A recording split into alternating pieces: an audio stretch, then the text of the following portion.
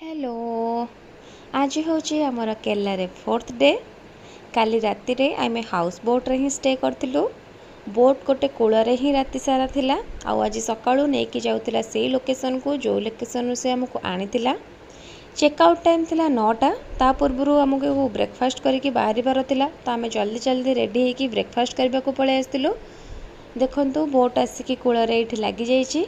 आम सहित सेठी आउ दुटा फैमिली ही रहउतिले। आमको आपर नेक्स्ट जीवार थिला श्री पद्मनाभ स्वामी टेम्पल। आमर ट्रेन टाइम थिला 12:30। तो सेठू आम गोटे ऑटो करके बाहरी पड़ू स्टेशन आड़ को। आम हाथ में जेहेतु किसी टाइम थिला तो ता पूर्वर आम गोटे चॉकलेट शॉप को जाइलु।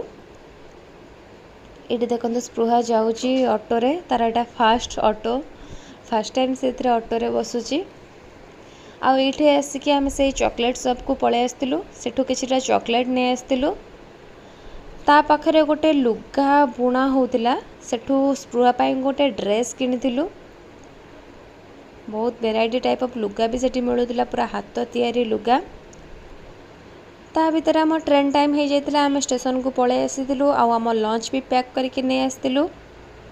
ट्रेन में बसिक आम फास्ट लंच कर देथिलु। स्पृहा को सुआई देथिलु साइड रे, स्पृहा सोई पड़िथिला।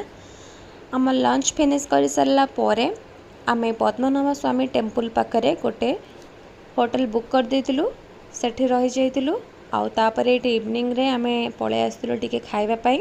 खाई सारला परे आमे पुन टिके जाइतिलु पद्मनाभ स्वामी टेम्पल र नाइट व्यू देखिकी राति रे सोई पड़ितिलु। एमिति थिला केरला रे हमर फोर्थ डे।